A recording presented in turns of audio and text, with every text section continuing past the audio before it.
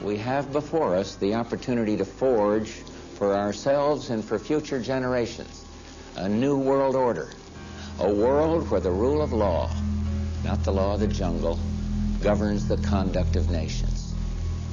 When we are successful, and we will be, we have a real chance at this new world order, an order in which a credible United Nations can use its peacekeeping role to fulfill the promise and vision of the UN's founders.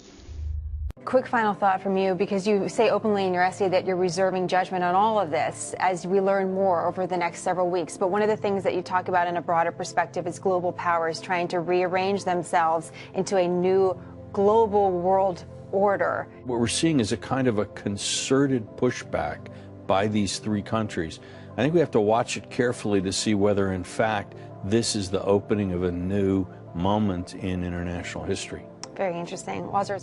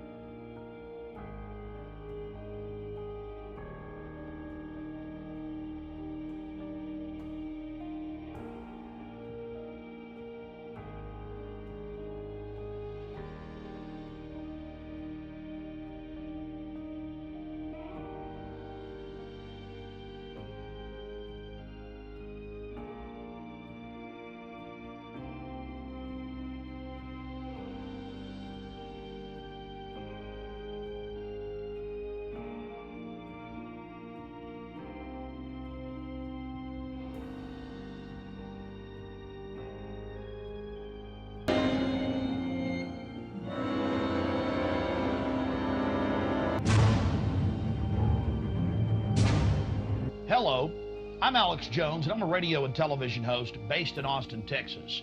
And for many years, I've been exposing the criminal activities of the global elite, also known as the New World Order.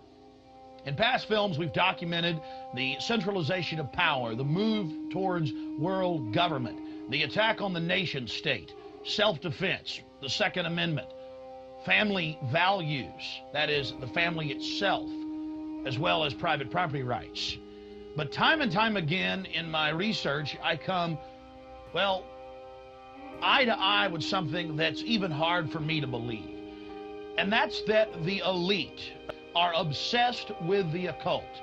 We've all seen the stories of presidents and first ladies obsessed with their astrologers making national policy decisions upon their recommendations, spiritual guides, shamans in the White House. My friends, it gets far worse than that. You see, for over 120 plus years in Northern California, in Sonoma County, on a 2,700-acre secluded redwood grove, leaders from around the world, prime ministers, chancellors, presidents, governors, again, the heads of industry, banking, academia, the media, Hollywood, only a select few, a little over 2,000 people, travel there to engage in bizarre, ancient Canaanite, Luciferian, Babylon mystery religion ceremonies. At least that was the rumors. And so I went to the library and got on the internet and saw many of the mainstream news articles admitting that world leaders do indeed go there, and they fly into San Francisco and other surrounding cities and drive out into the rural hills and mountains of Northern California, and that these stories have been coming out that they worship some 45-foot stone owl god. And then I began to read some of the documentation on this Moloch character of the Old Testament, mentioned many times in Leviticus.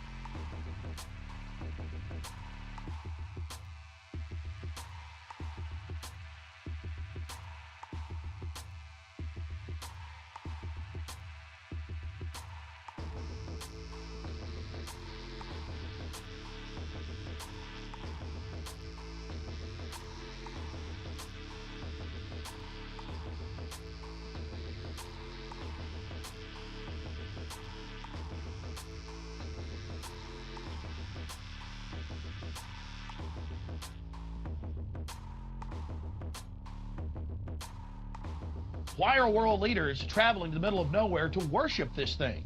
Well, I had to check it out for myself. We talked to some of the locals discreetly. We successfully infiltrated, with the help of some of the locals and Channel 4, World of Wonder, British television that teamed up with us.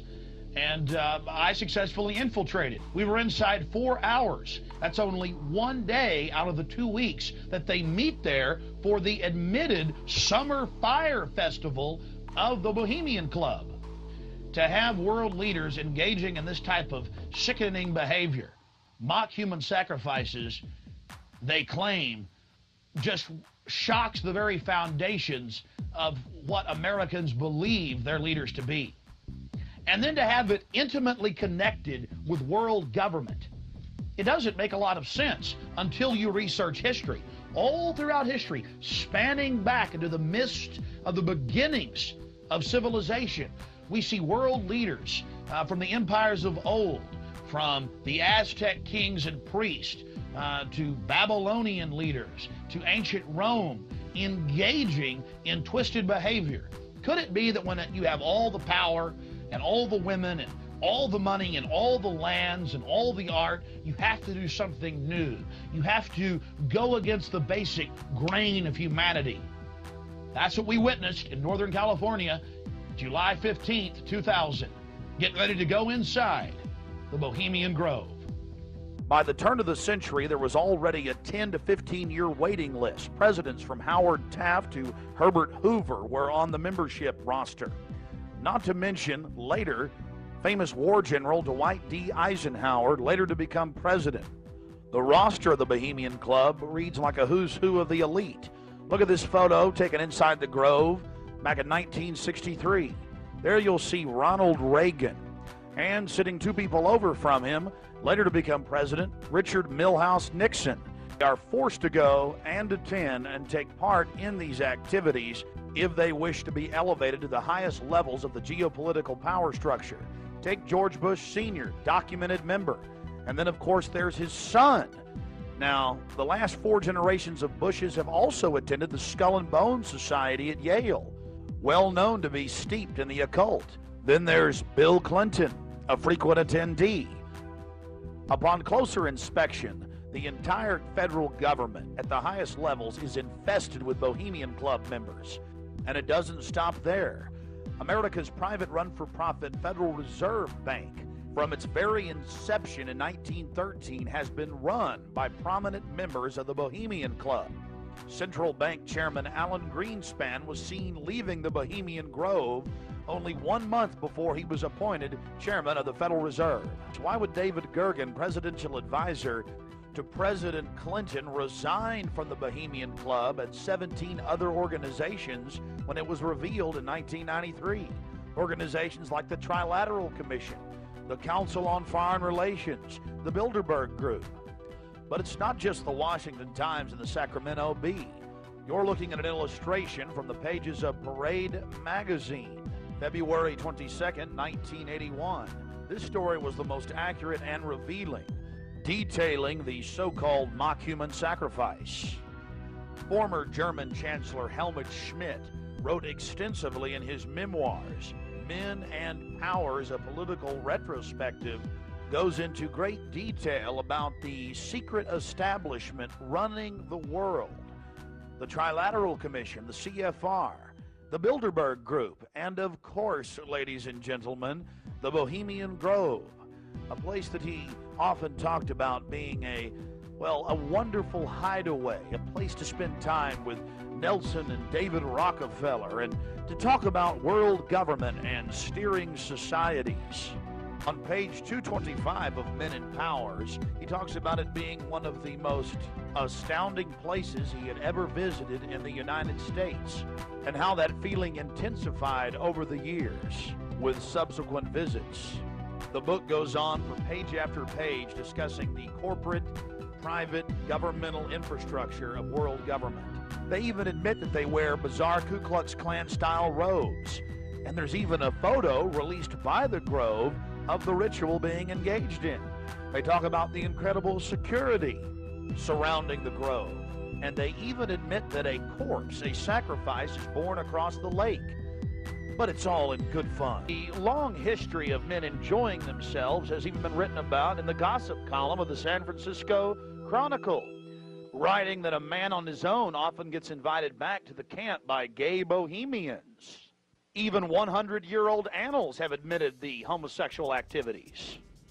We did massive research on the occult, and one of the libraries we visited was that of Professor Tex Mars of Aeronautics.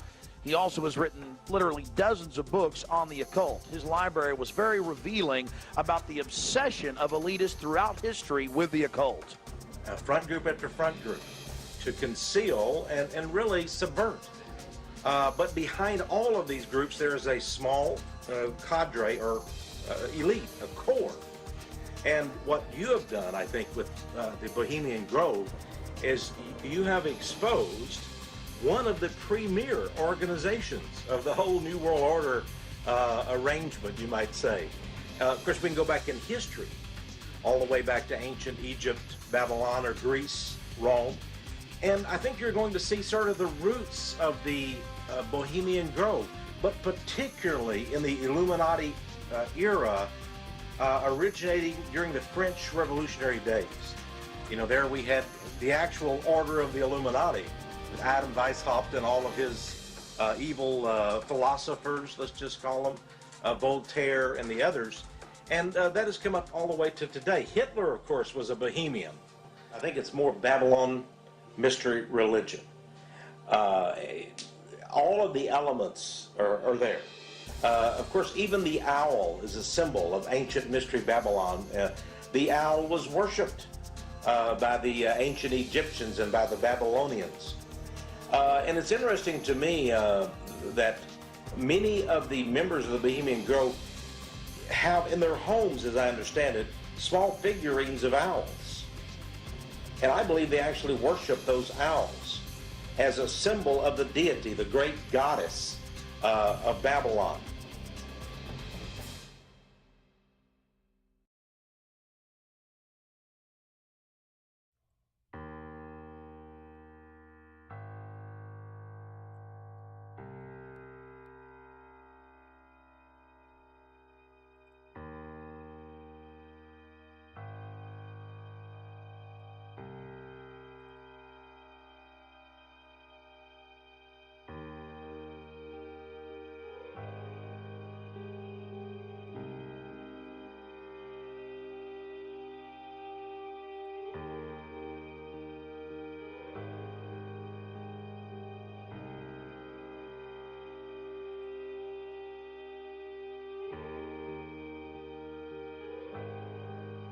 I think all of those things, there had to be, in my belief, an occultist, a deep occultist, who designed each of the elements of this ceremony. It wasn't just a bunch of guys sit together at a bar and said, hey, let's have a good time, the cremation of care, and why don't we do this or that. I believe it was purposely designed, each element in its turn, for what they did.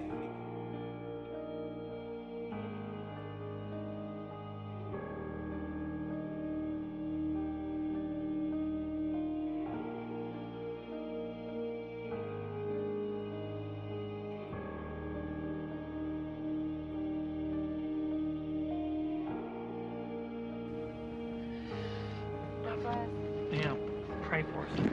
Keep the evil off of us. Be careful.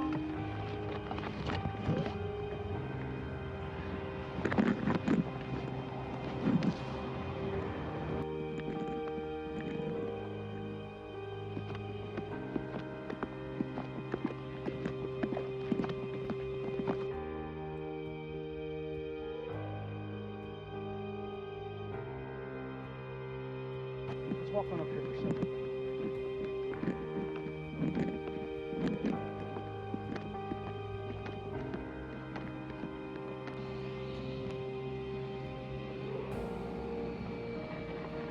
When's the next shuttle coming?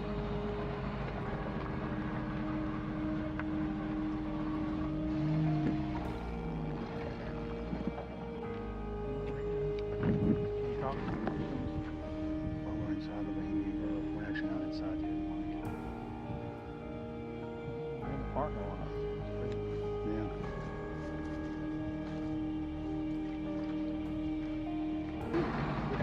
Aren't they the biggest?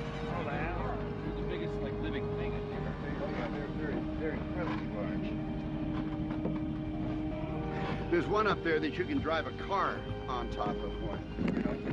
On top of it, Yeah. lying down? Yeah. That you can actually, Well, they used to have the one you could drive. also there, that's up there. Boy, it's nice when they do really Oh, yeah. They take you late, maybe. Okay. Yeah.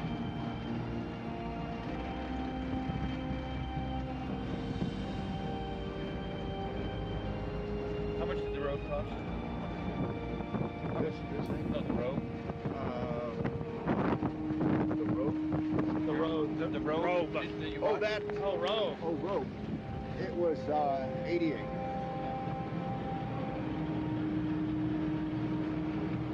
Yeah, I thought you said rope. Yeah. Yeah, that's what I thought. I thought rope and rope. Can't hear anything with this wind and the Look at this thing's seen some years. Pretty nice, actually. Yeah. This is the oldest one, isn't it? Yeah. Other than maybe that little red one. I think when you go to heaven, they have buses like this. Thank you.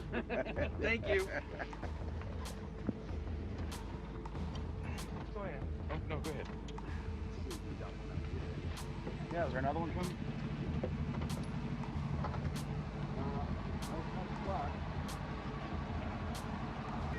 Good.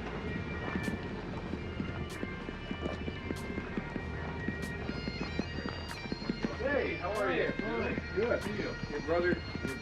Your father visited and all that? Yeah, yeah.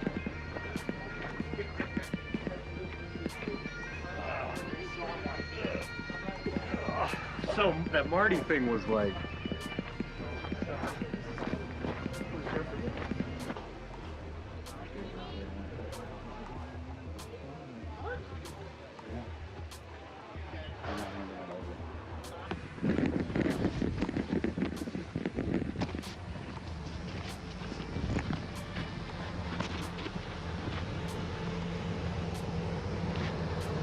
Let's go. All right.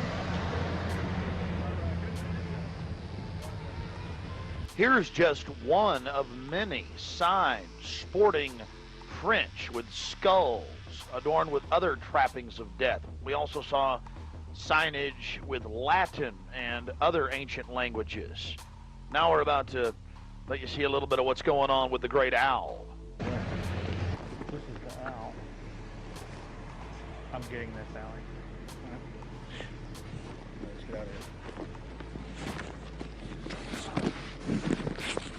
Here you can see the bottom of the stone owl with the altar and the eternal flame, a Aladdin lamp style urn that continually burns year-round, we're told. And here's a side shot from about 30 yards away of Moloch, the Canaanite deity to which children were sacrificed to in Babylon. And yet another slowed down close shot. Again, the eternal flame burning, the altar, the bottom extremities of the 40-plus foot stone deity.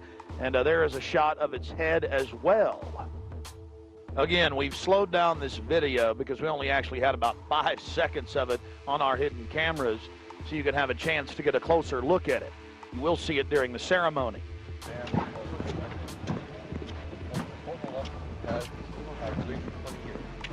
Reagan was a turning point for us.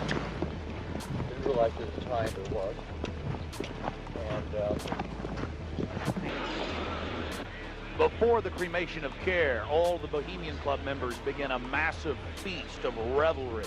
He's so pissed off at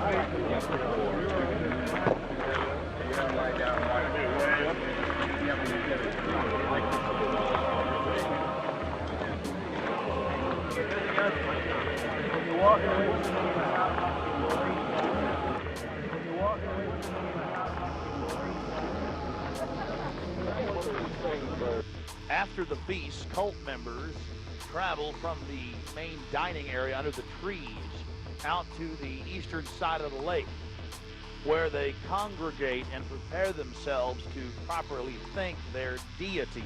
Again, the 3,000-plus-year-old Moloch. I wanted to draw your attention to the program that was given out to the spectators or the viewers. I guess an occultist would call them novices, who actually watched as the priest and their supporters engaged in this ancient rite. Now you're looking at a little demon called PJ that was on the front of the actual program. It's kind of an Hieronymus Bosch style. He's got a little broom and a dustpan, and he's sweeping something up. Now, even more shocking is the figure of a human body burning in the flames. In fact, I've shown it to people that are experts in anatomy, to actual doctors, and they say that the anatomical size is that of a baby or small child. Notice how large the cranium is in comparison to the torso, that is the ribs. Understand, ladies and gentlemen, this is from the program itself given out to the establishment lackeys witnessing these sinister activities. Remember, in Babylon and Tyre, they would throw their children into fiery pits. Only children show these anatomical details. Now, of course, it's been airbrushed in, but it shows the psychology.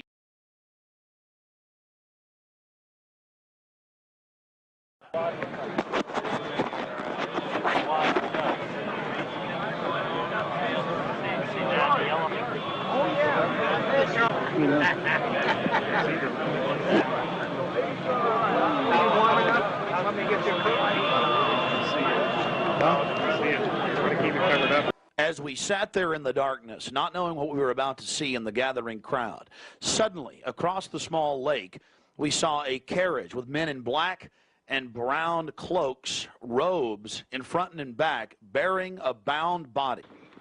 Remember, it was a hidden camera and at somewhat of an angle.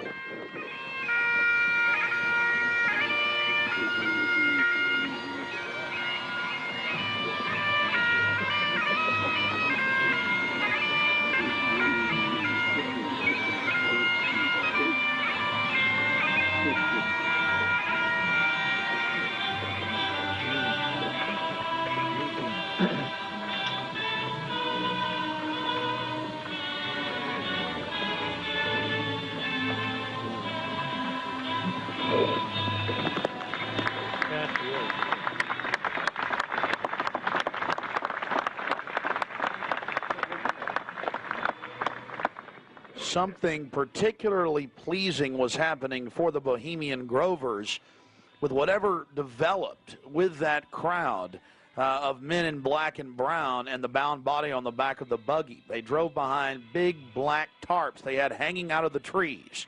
There was lots of smacking on lips of and bizarre enjoyment by the crowd. We still haven't made out exactly what was going on, but that a real sacrifice may have actually been developing according to some occult experts.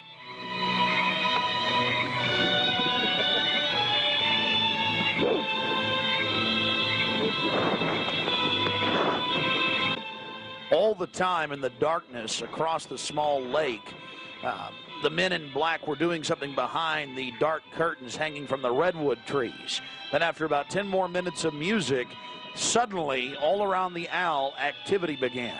Here is the main central part of the ritual. The owl is in his leafy temple. Let all within the grove be reverent before him. Lift up your heads, O ye trees, and be ye lifted up, ye everlasting spires.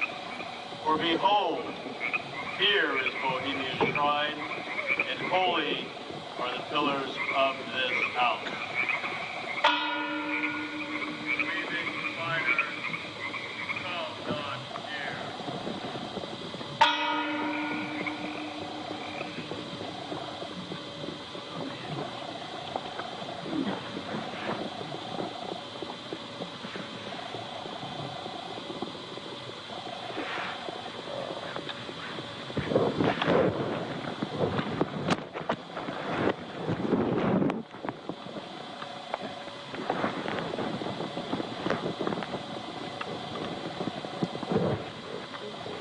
Hail, Bohemians, with the ripple of waters, song of birds, such music as inspires the sinking soul, do we invite you into midsummer's joy. The sky above is blue, sown with stars. The forest floor is heaped with fragrant drift. Evening's cool kiss is yours. The campfires glow. The birth of rosy fingered dawn. Shake off your sorrows with the city's dust and cast to the winds the cares of life. Let memory bring back the well-loved names of gallant friends who knew and loved this grove. Dear boon companions of the long ago. Aye, let them join us in this ritual. Not a place be empty in our midst. O beauty's vassals, who hold in this gray autumn of the world her springtime in your heart, attend our tale. Gather, ye forest folk, and cast your spell over these mortals. Touch their world-blind eyes with fairy unction. Open their eyes and blow all the memories of yesterday and seal the gates of sorrow. It is a dream, and yet not all a dream. Joel Kerr and all of his works are but a dream. As vanished Babylon and goodly Tyre, so shall they also vanish. But The wilding rose blows on the broken battlements of Tyre, and walk rends the stones of Babylon. For beauty is eternal, and we bow to beauty everlasting. For lasting happiness, return to one alone, and she surrounds you now. Great nature, refuge of the weary heart, and only balm for breasts that have been bruised. Ye have cool hands for every favored brow, and gentlest silence for the troubled soul. The counsels are most wise.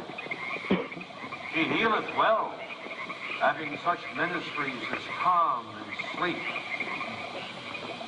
She is ever faithful.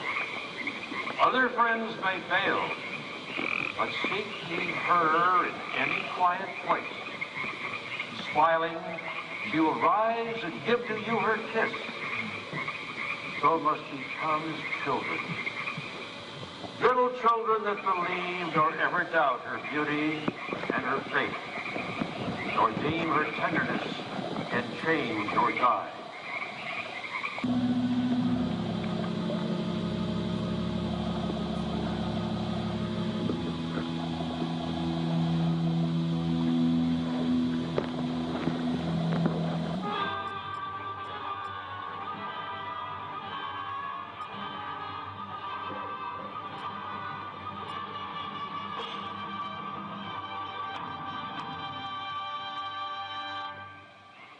Bohemians and priests, the desperate call of heavy hearts is answered.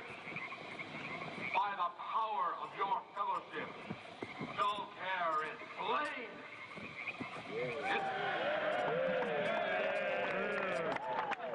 His body has been brought yonder from the funeral pyre to the joyous pipings of a funeral march. Our funeral pyre awaits the corpse of care.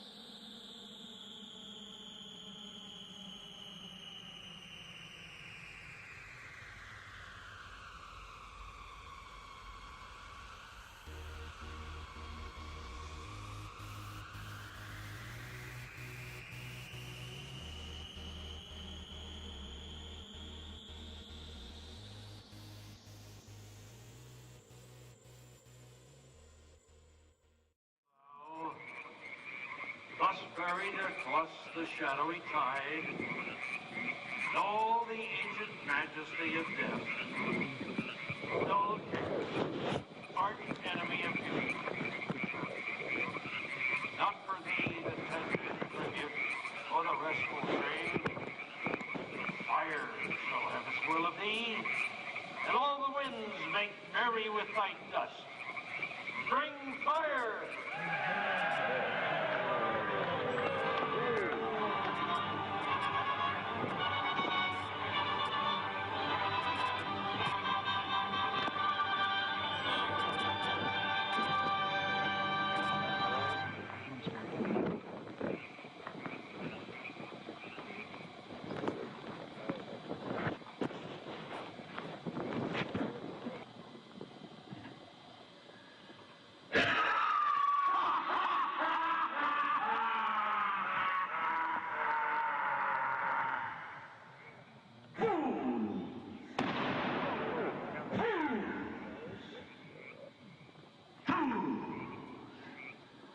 When will ye learn that me ye cannot slay? Year after year ye burn me in this grove, lifting your puny shouts of triumph to the stars. But when again ye turn your faces to the marketplace, do ye not find me waiting as of old?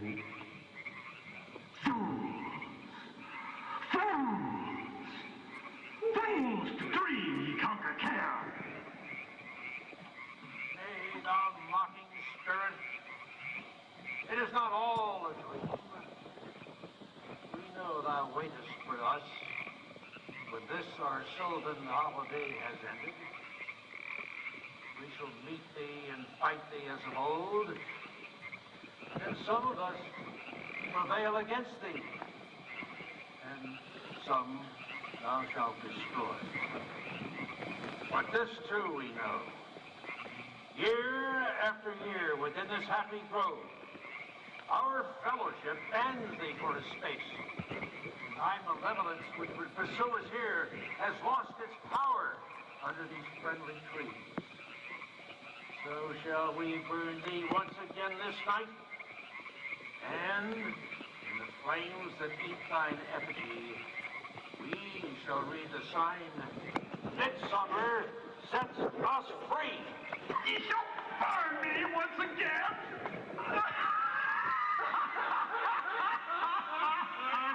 Now but these flames, which hither ye have brought from regions where I reign, ye fools and priests, I spit upon your fire.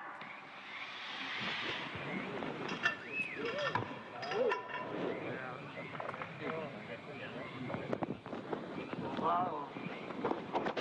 Great symbol of all mortal wisdom, thou of Bohemia, we beseech thee, grant us thy counsel.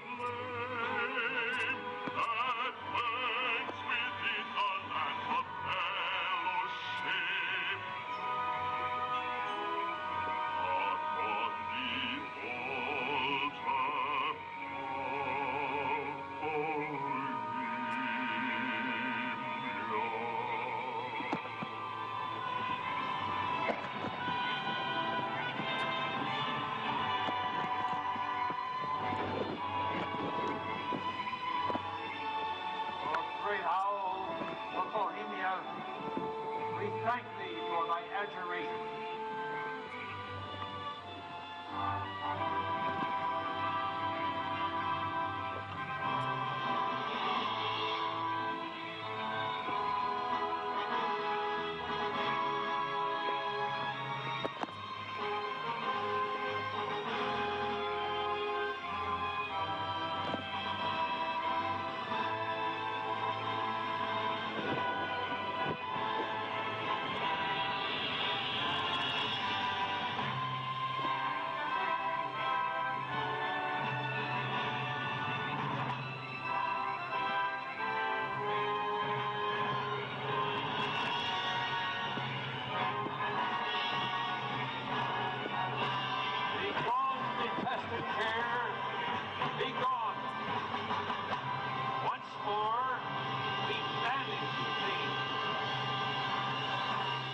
Begone, dull care.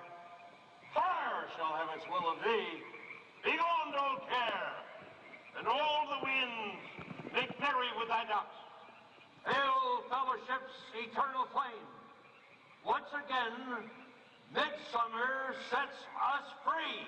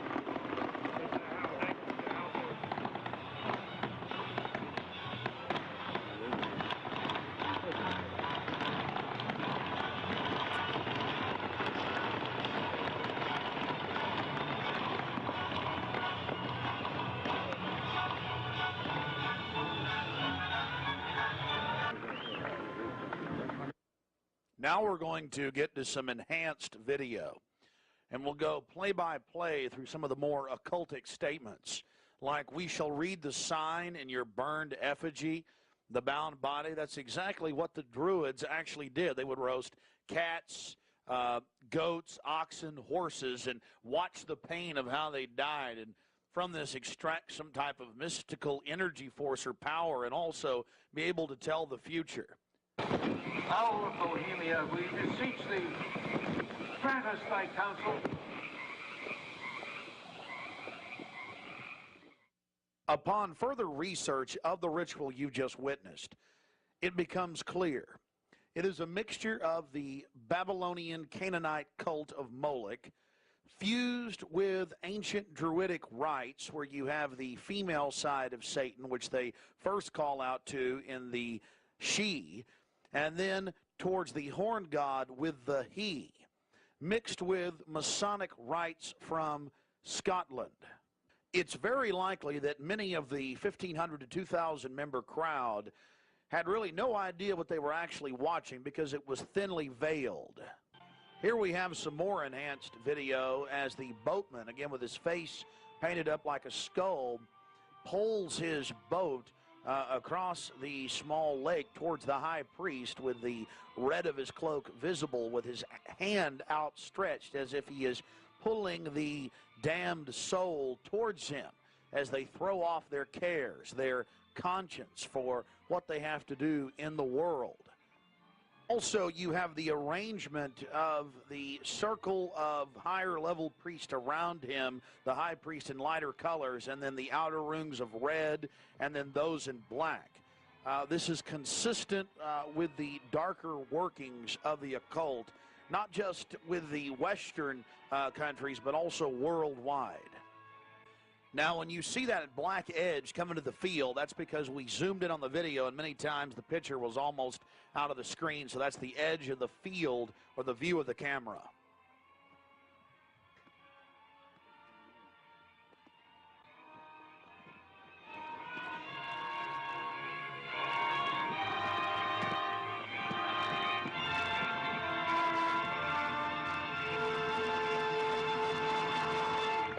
We'll get back to more enhanced video of the ritual here in just a minute. But remember PJ, the little demon down in the corner, the left-hand corner of the program, sweeping up the ashes with little horns? And how can you forget this? The image of a human body burning on the altar.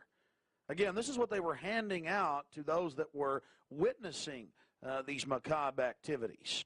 But again, from Babylon on into ancient England, the word bonfire, meaning human sacrifices being thrown into fiery pits, turned into today's bonfire. After the sacrifice, members of the cult would sweep up the ashes of the victim and use them in future rituals. One of the things that is extremely obvious by looking at the program handed out to Bohemian Club members is the person creating the program had a deep understanding of the occult.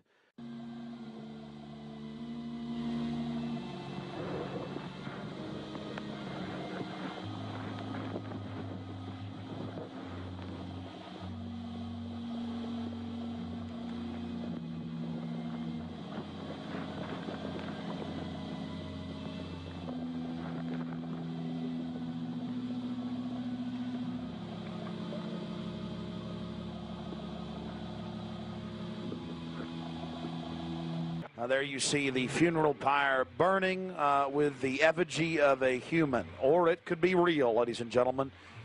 There's been a lot of strange going-ons in that area of Northern California. But this is what the establishment is into right here in America.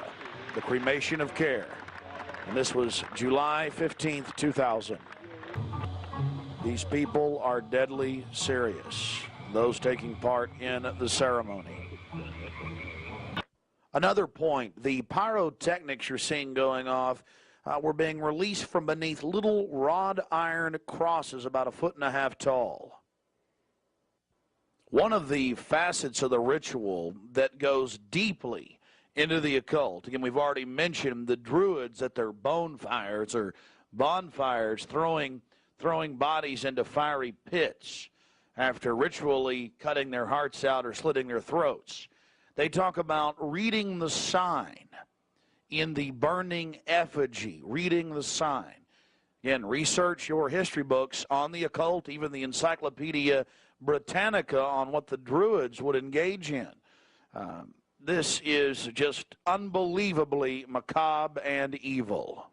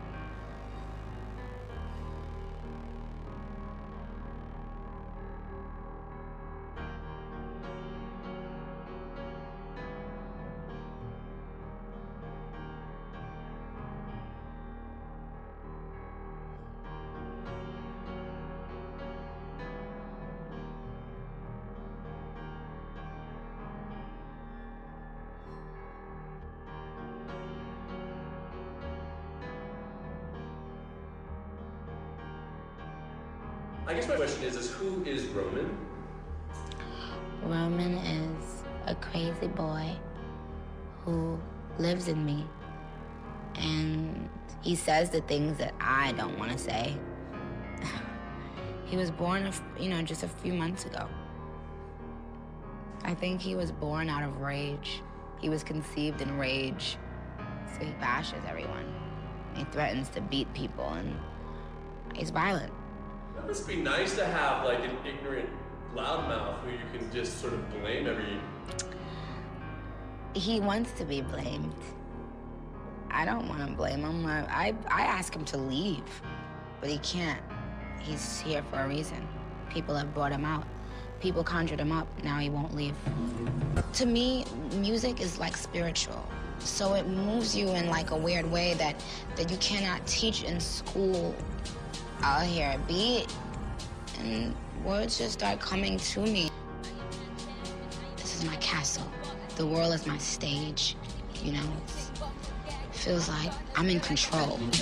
Raw, like a dungeon dragon. I'm starting to feel like a dungeon dragon.